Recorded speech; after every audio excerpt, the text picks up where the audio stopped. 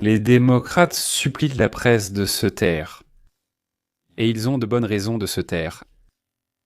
Pas un jour, pas une heure sans événement, Donald Trump a reçu un rapport sur l'affaire Epstein. C'est ce qu'a raconté la belle-fille de Donald, Laura Panica. Parmi ceux qui ont organisé la campagne de dénigrement contre Trump avant les élections. Une enquête approfondie et sérieuse a commencé sur l'affaire des liens avec la Russie, sur l'ordinateur portable de Hunter, sur le rôle de la CIA et du FBI dans la surveillance de la campagne électorale de Trump. Et, sans doute, l'opinion positive la plus stupéfiante de Bernie Sanders, notre Trotsky américain, sur l'activité de « Ne tombez pas de votre chaise », Donald Trump. Et pour finir, il y aura une histoire absolument incroyable. Mesdames et messieurs, allons-y maintenant. Commençons. Comme vous le savez, l'ancien directeur du FBI, James Comey, et l'ancien directeur de la CIA, John Brennan, font actuellement l'objet d'une enquête officielle pour avoir intentionnellement induit en erreur l'enquête et le peuple américain en affirmant que Donald Trump était un agent russe, ainsi que pour leur tentative de le destituer de la présidence des États-Unis sur ordre d'Obama. À présent, j'attends avec impatience les résultats de cette enquête. Tout ne fait que commencer. Cependant, l'avocat personnel d'Hillary Clinton, l'homme qui l'a aidé à obtenir et à protéger le faux dossier russe Mark Elias, apparaît désormais dans les médias grand public, en donnant des instructions, ou plutôt en suppliant les médias perroquets de ne pas couvrir cette histoire. Ne lui donner aucune énergie, ne pas lui donner d'élan, et alors elle disparaîtra tout simplement. Écoutez ce qu'il a dit. Toi, moi et d'autres avions prédit que nous en arriverions à ce moment. Et maintenant, la question est, que devons-nous faire? La question de savoir quoi faire est complexe. Que faisons-nous? Reculons-nous et nous cachons-nous dans un coin? Aujourd'hui, je suis à la télévision sans me cacher ni reculer. Je vais me lever et me battre. Donald Trump ne m'intimidera pas en revenant sur les événements de 2016, c'est une chose. Mais nous avons aussi discuté des actions des grandes institutions, des groupes de la société civile et des médias. Et je supplie honnêtement, je supplie simplement les médias, ne présentez pas cela comme une enquête légitime. À quel point doivent-ils être effrayés pour supplier la presse qu'ils ont achetée depuis longtemps de passer ces enquêtes quand on est sous silence? Ne rien dire, ne rien rappeler. En général, notre époque, bien sûr, s'est distinguée par de nombreuses choses qui n'étaient jamais arrivées auparavant. Et voilà que chaque jour, on se surprend à se rappeler Tchernomyrdine. Parce que cette merde a simplement débordé, elle était quelque part là-bas, dans le calme des bureaux. Mais à cause de Trump, ils sont obligés de laver leur linge sale en public dans toutes leurs maisons. Ne rapportez pas cela comme le début d'une enquête sur John Brennan. Voyons où cela va mener. Présentez cela comme un abus, une violation et une prise de contrôle autoritaire du ministère de la Justice. Voilà ce qui doit être le titre. Le titre doit être comme ça. À la suite d'un abus et d'une violation des pouvoirs de l'exécutif, Donald Trump a exigé de son ministère de la Justice qu'il ouvre une enquête fictive contre John Brennan. Oui, des instructions à la télévision. Et maintenant, une chorale de voix va s'élever dans toute la clique socialiste. Tout cela, c'est des mensonges. Avant même le procès, avant les preuves, avant les témoins, des mensonges, de la tromperie. Ne regardez pas, ne croyez pas, n'écoutez pas. Eh bien, qu'est-ce que je peux vous dire? Beaucoup, justement, ne regardent pas, n'écoutent pas, se bouchent les oreilles, le nez, les yeux et tout le reste. Je vous supplie, comme me le suggère mon thésaurus, je vous demande instamment de ne pas dire la vérité. Le fait que ces deux-là aient menti au peuple américain, ils sont passés à la télévision et ont menti, ils ont menti devant le Congrès, ils ont manipulé l'opinion publique américaine. Mensonge, mensonge, mensonge, honte à eux. Je vous supplie de les enquêter. Et maintenant, ils supplient devant la caméra. S'il vous plaît, je vous en supplie, ne faites pas ça. Cela se déroule actuellement. Dieu merci, nous n'avons pas la domination de la gauche comme c'était le cas en 2020 dans la presse. Nous avons des millions de spectateurs, maintenant les podcasts existent. Il y a le New York Post, il y a X. Au final, il y a des gens qui ne prennent pas pour argent comptant tout ce que ces parleurs, je n'ai même pas envie de dire, ces têtes parlantes, ces torses parlants leur racontent. Et maintenant, parlons de ce dont tout le monde parle, des listes d'Epstein.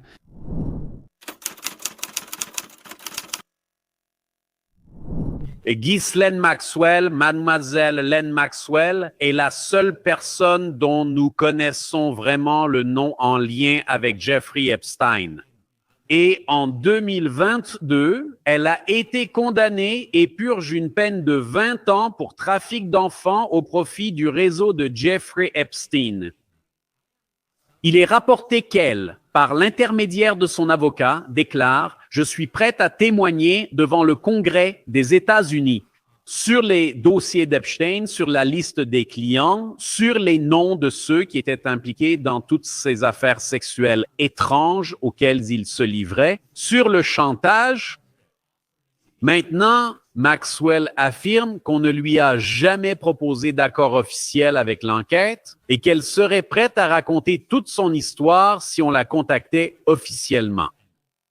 Elle affirme également qu'elle devrait être protégée dans le cadre de l'accord controversé de non-poursuite conclu avec Epstein en 2007 sous l'administration Obama.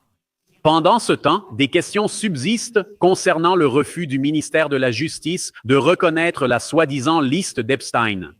L'absurdité de la situation actuelle, c'est qu'une personne est en prison. Une femme condamnée à 20 ans pour avoir recherché et livré à Epstein des mineurs qu'il utilisait comme prostituées pour ses clients. Mais en même temps, le ministère de la Justice des États-Unis a déclaré qu'aucune liste de clients n'a été transmise par ces mineurs à qui que ce soit et qu'il classe l'affaire. Et Maxwell a été condamné à 20 ans pour avoir fourni des mineurs aux clients de la liste d'Epstein. Elle dit aussi, « Messieurs, il faut choisir, soit vous mettez un slip, soit vous enlevez la croix. » Elle a dit qu'elle était prête à aller devant le Congrès et à donner n'importe quel témoignage, n'importe quel fait que le Congrès voudrait entendre de moi. Il semble que personne ne veuille l'écouter. Le président a mis l'enregistrement suivant. Alors, le président Trump dit « Faisons-le un peu plus grand. C'est ce qui arrive à mes gars et dans certains cas, à mes filles.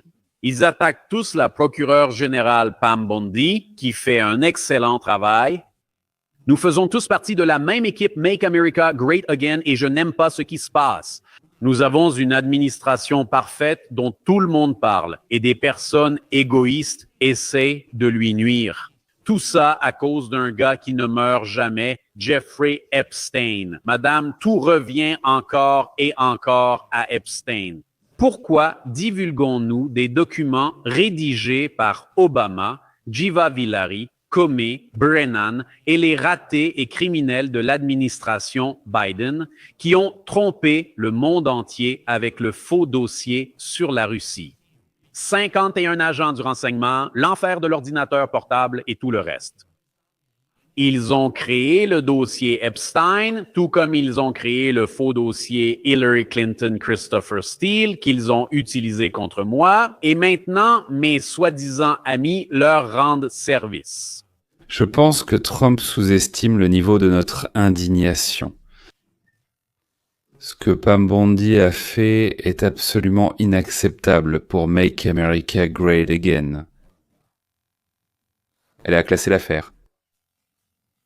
Ce n'est pas l'administration Biden, ce n'est pas Hillary, ce n'est pas Obama. Nous n'avons pas choisi Trump. Nous mentir et cacher ce qui doit être révélé, comme une tumeur. Si ces listes ont été créées par Obama et Hillary, et qu'elles sont fausses, il faut nous le dire, et non pas dire que l'affaire est en close et que personne ne sera reconnu coupable. La belle-fille de Trump, Laura, qui est coprésidente du Parti républicain, dit que Trump a compris ce qui a indigné ses partisans. Eh bien, je pense vraiment qu'il faut plus de transparence ici et je pense que cela va arriver. Je veux dire, Écoutez, je ne sais pas vraiment ce qui existe là-bas, mais je sais que c'est aussi important pour le président. Il veut vraiment de la transparence sur toutes ces questions, sur tout ce dont nous parlons, parce que cela le contrarie aussi. Il est resté assis pendant 4 ans, comme nous tous, assistant à mensonge après mensonge, voyant notre pays dériver dans la mauvaise direction. Et c'était vraiment effrayant, et cela a vraiment bouleversé beaucoup de gens. Et moi, Je dirais qu'au cours des 10 dernières années, nous avons tous vécu cela. Avant cela, cela arrivait probablement aussi, Benny, mais nous n'en étions pas conscients. Ce n'est que lorsque Donald Trump est descendu de cet escalator doré qu'il a comme arraché tous les voiles et les gens ont commencé à se réveiller et à comprendre « Attendez, tout n'est pas comme on nous l'a toujours présenté ». Et je crois vraiment que vous le verrez. Maintenant, en ce qui concerne le président, je comprends que ce n'est probablement pas la chose la plus importante sur laquelle il se concentre en ce moment. Il se concentre sur beaucoup d'autres questions importantes. En ce moment, nous avons cette grande annonce liée à la Russie à la Maison-Blanche, pendant que nous parlons. Nous avons, vous savez, le Moyen-Orient. Nous essayons d'y instaurer la paix. Nous essayons de nous assurer que l'arsenal nucléaire de l'Iran sera complètement détruit.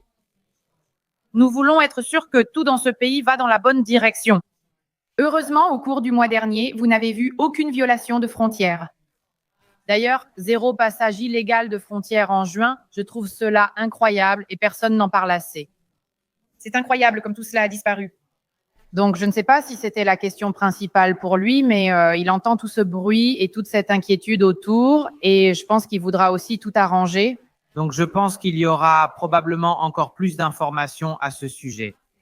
Et je pense que tout ce qu'ils pourront publier sans nuire aux témoins, aux mineurs ou à qui que ce soit d'autre. Ils essaieront probablement de le faire dès que possible parce qu'ils l'entendent et le comprennent. J'espère donc que nous verrons cela bientôt. Et ce serait probablement mon conseil. Mais pour tous ceux qui s'inquiètent autant à ce sujet, il n'y a pas de grand complot pour cacher cette information, du moins à ma connaissance.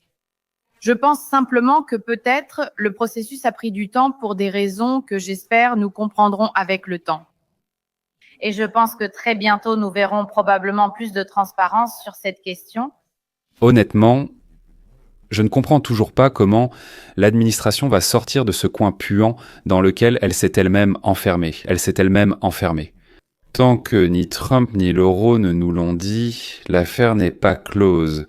Ils ne nous l'ont pas encore dit. J'espère qu'ils le feront.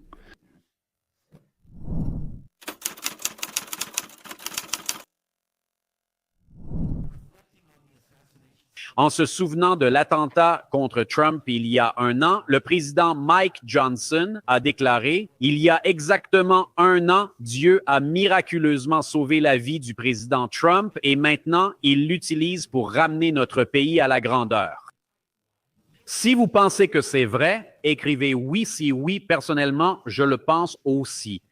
Je suis une personne religieuse. » Mais quand j'ai regardé cela encore et encore, j'ai vraiment cru que nous avions été témoins d'un miracle en direct. Je pense que c'était censé être un acte malveillant, mais cela s'est transformé en miracle. Malheureusement, les personnes qui sont mortes n'ont pas eu droit à ce miracle, mais elles étaient des héros qui se sont interposés devant la balle pour protéger leurs proches.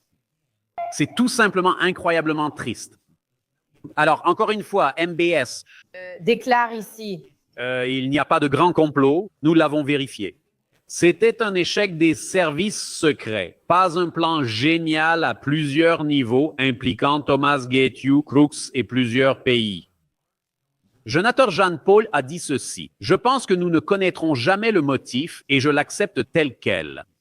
Je sais que souvent, quand nous n'obtenons pas quelque chose ou que nous soupçonnons quelque chose, nous pensons que le gouvernement nous ment. Et écoutez, j'ai des doutes concernant le gouvernement à plusieurs niveaux, mais à ce niveau-là, je pense qu'ils ont fait tout leur possible. Et je ne pense pas qu'il y ait une réponse secrète qu'ils nous cachent. Je pense qu'ils ne savent tout simplement pas. Alors, qu'avons-nous appris au cours de la semaine dernière? 10 jours avant l'attentat, les agents du Secret Service ont appris l'existence de ce complot et cette information n'a jamais été transmise aux agents du Secret Service sur place. De plus, 30 minutes avant cela, des informations ont été transmises par radio, par message texte et par des canaux non officiels indiquant que quelqu'un était présent pour éliminer Trump. Ils ne l'ont pas retiré de la scène. Donc, selon Fenn-Paul, il s'agit plutôt d'un échec du Secret Service que d'un complot et de nombreuses personnes ont été licenciées. J'en ai parlé il y a quelques jours.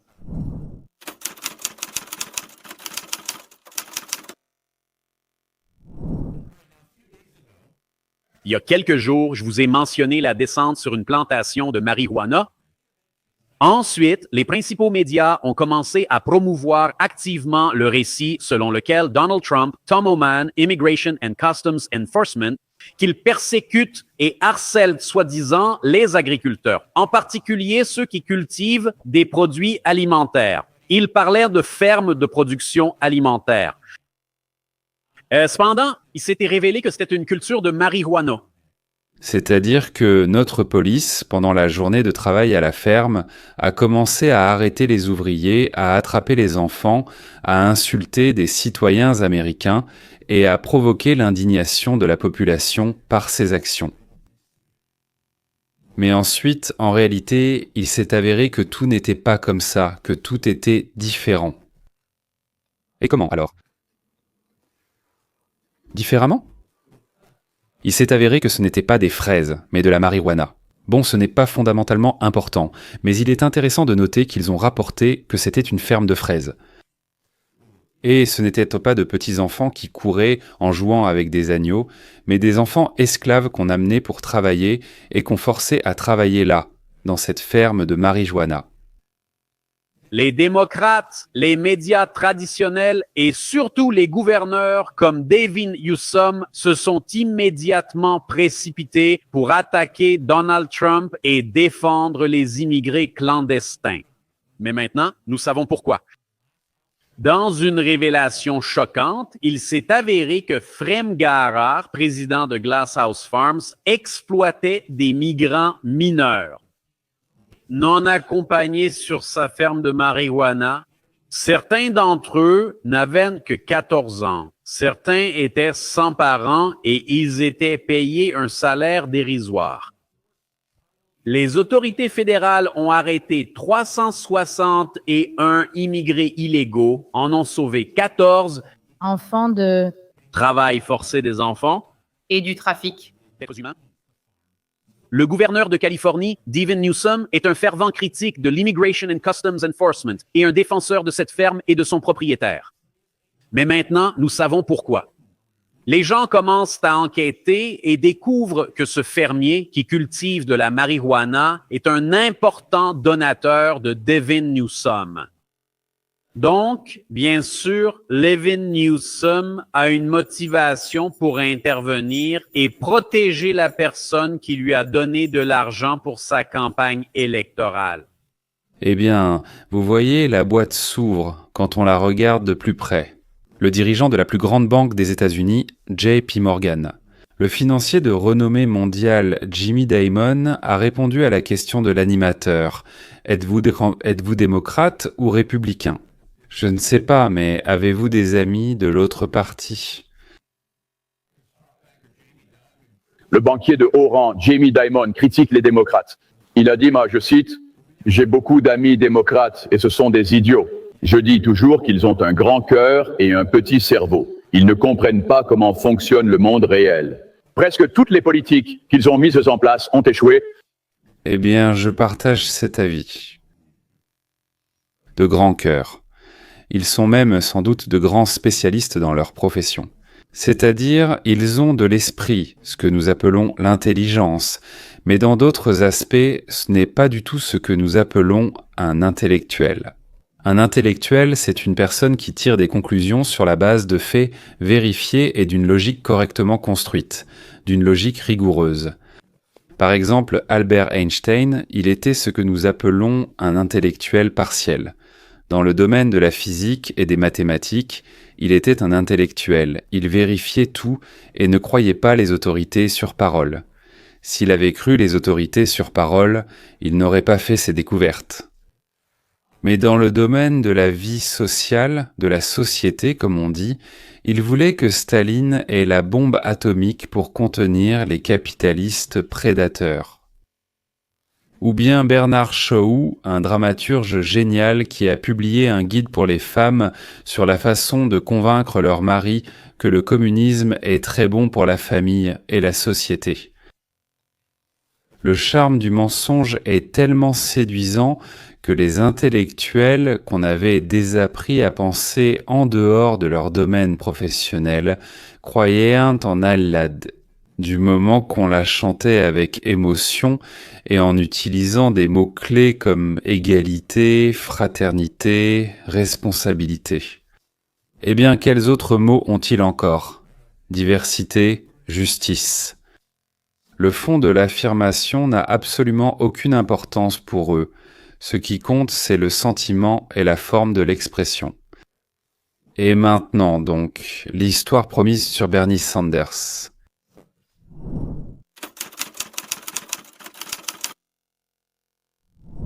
Le sénateur Sanders était pratiquement un sans-abri jusqu'à l'âge de 40 ans. Après avoir terminé l'université, il n'a rien fait. Il n'était adapté à rien, même avec ses études finies. Je ne me rappelle plus ce qu'il a fini là-bas. Il me semble qu'il a eu un diplôme en administration des affaires.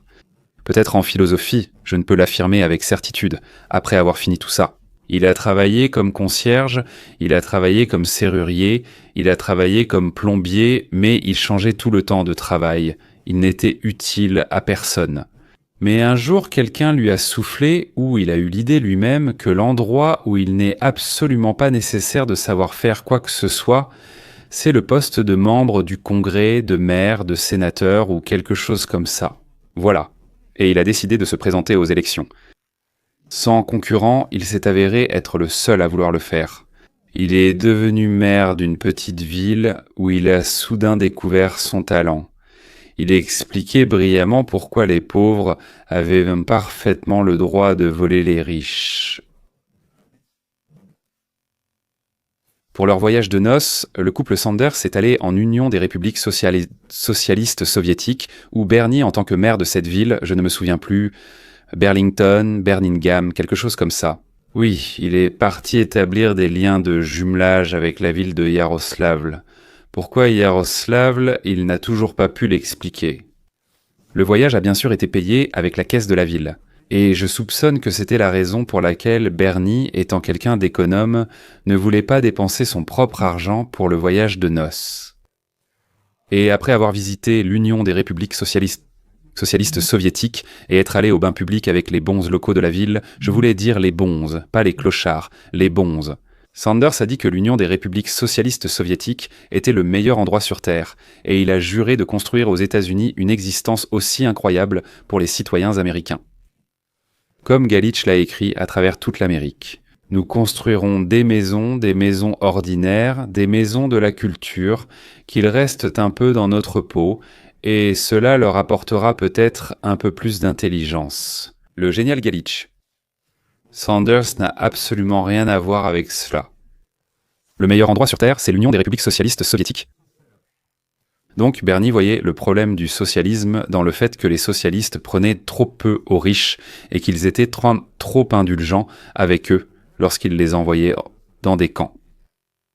Bernie, par ses convictions, est un peu plus à gauche que Mao Zedong, mais plus à droite que Tchingiz Khan. Bernie dit qu'il n'est pas démocrate. Non, en aucun cas, il est socialiste démocratique. Personne ne sait ce que cela signifie. Qu'est-ce que ça veut dire à peu près ? Je suis un cannibale végétarien. Mais les partisans de Bernie ne voient aucune ironie là-dedans. Bernie n'a jamais complimenté Trump sur quoi que ce soit. Quand soudain... Le sénateur Sanders dit, MR, nous avons besoin de frontières et les démocrates ne les protègent pas bien. Vous n'aurez pas de pays sans frontières, affirme-t-il. Si vous avez des frontières, vous devez les protéger. Les démocrates n'ont pas réussi à le faire. Ils n'ont pas fait autant qu'ils auraient dû. Point. Question? Clos. À mon avis, Bernie pense la même chose de ses collègues démocrates que Jimmy Diamond. Des discours à peu près beaux, de petits cerveaux, des idées stupides, mais en plus une totale incapacité à les mettre en œuvre. À l'époque, Bernie a failli remporter la nomination démocrate à la présidence. Mais les gens de Hillary Clinton sont intervenus dans le dépouillement des voix et ont retiré 5 millions de voix dans l'ordinateur. Je répète, ils sont intervenus dans l'ordinateur qui comptait les voix et ont retiré 5 millions de voix de la colonne de Bernie Sanders pour les transférer dans la colonne de Hillary Clinton. Il est évident que cela fait une différence de 10 millions. Ici, il y avait un plus de 5 et de l'autre côté, 10 millions de plus. Et Hillary a gagné, oh miracle, Hillary a gagné, mais Dieu merci, elle a perdu face à Trump. Pendant la campagne électorale, elle buvait tout le temps, elle est tombée ivre plusieurs fois et elle lâchait des vents en permanence. Son surnom pendant la campagne électorale était « choucroute ». Bernie, en échange, a reçu de l'argent, a utilisé l'avion du parti, puis est devenu l'idéologue de Biden et l'auteur de la plupart des lois que Biden a ensuite promulguées. En fait, Biden ne les signait même pas vraiment. Il ne savait même pas qu'elles existaient. Bernie les écrivait, puis les transmettait à quelqu'un d'autre. Elle portait un de cette fameuse signature, ce qu'on appelait une signature automatique. On signait ces documents, et on ne disait rien à Biden. Par précaution. Maintenant, le vieux pourrait s'effrayer de quelque chose, enterré. Bernie veut être à côté de Lénine, mais à la rigueur avec Dzerzhinsky. Voilà les héros qu'a le Parti démocrate des États-Unis. Et maintenant, vous allez voir un autre candidat à la mairie, cette fois-ci à la mairie de Minneapolis.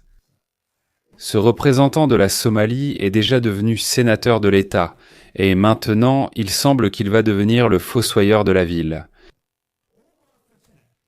Omar Fattah semble mener une campagne sur une plateforme très proche. Il est actuellement sénateur de l'État du Minnesota pour la région de Minneapolis et a lancé sa campagne pour le poste de maire.